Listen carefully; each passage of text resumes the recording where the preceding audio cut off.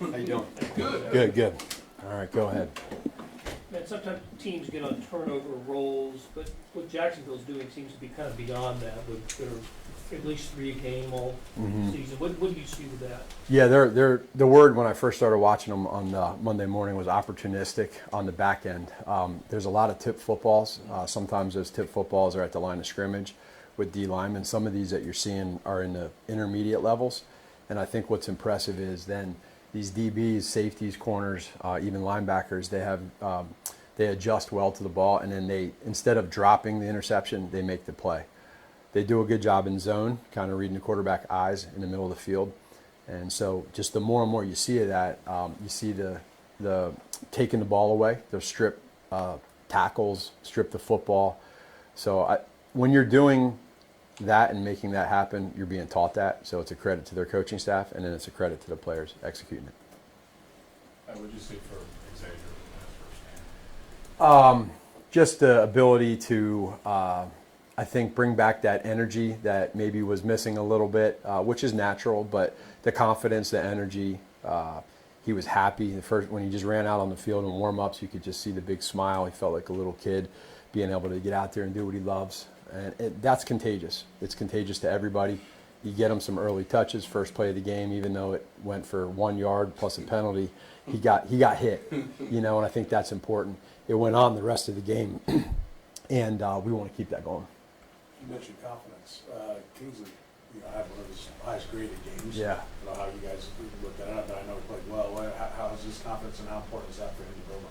It's a beautiful thing when you get those guys on the front end there doing what they did this last game, and it's going to happen intermittently at times. There's still going to be some times where there's some hiccups and he learns on the run, but really, really special game that he put together. And for anybody and anything that we do in life, when you have confidence and you can play fast and you start believing more and more, it's infectious. And I think like that left side, those young guys continuing to have that, it just moves on to the back end with your quarterback, with your coaches, your running backs, everybody else. It's good. How can you tell he's playing fast?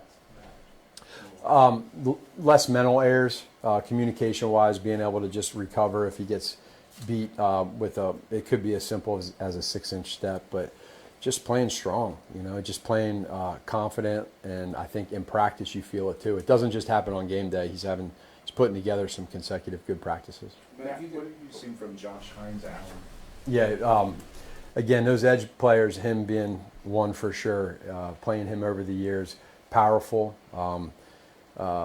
savvy, experienced, strong, quick, like every superlative you can think of, it's him. And so ton of respect. We got to know where he's at on every play. Did you see the defense, like walk the safety back, or give you a little more in the run game, open up some more underneath, just that threat of worthy speed? I think it did, and I think we knew that going into it. We felt that going into Brazil, that first game. We thought it was going to be similar to that, and then 3 plays later, you lose that. But that's football. You got to bounce through that. That's a weapon that Coach Veach and Coach Reed and Brett Veach brought in, and so that you want to be able to have those tools. And what's going on right now in that room, in the locker room.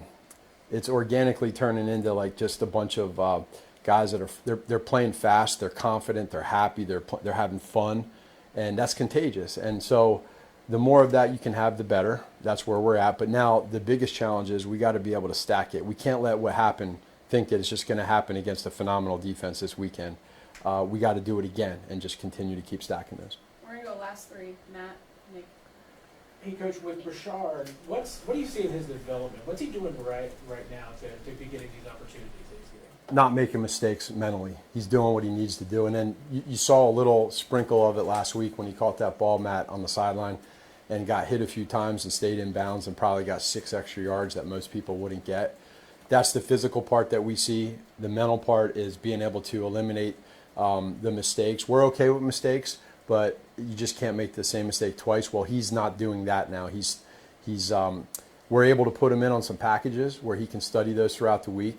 And you don't want him to play slow. You want to use his strengths, which is ball skills, speed, and then be able to put that into fruition. And we really want that to continue to keep growing moving forward. How's he kind of progressing as a running back since he's still new at that position? Well, he is new at that position. I mean, he has a whole year at it in college. It is different in the NFL. Probably with us, it's more schematics of what type of run game, footwork wise, whether it's inside zone, mid zone, RPOs versus under center, protection versus scat. There's a lot that goes into that. So, kind of giving them a little bit at a time and getting to a point to where when we get to the end of the season, we feel like he can do a lot more for us and not be so much one-dimensional at times, which is what we're trying to grow with. Nick? You all have had pretty good success on fourth down. Mm-hmm. Is there something that you can pinpoint that has led to that success? And what impresses you most when Patrick knows it's do or die?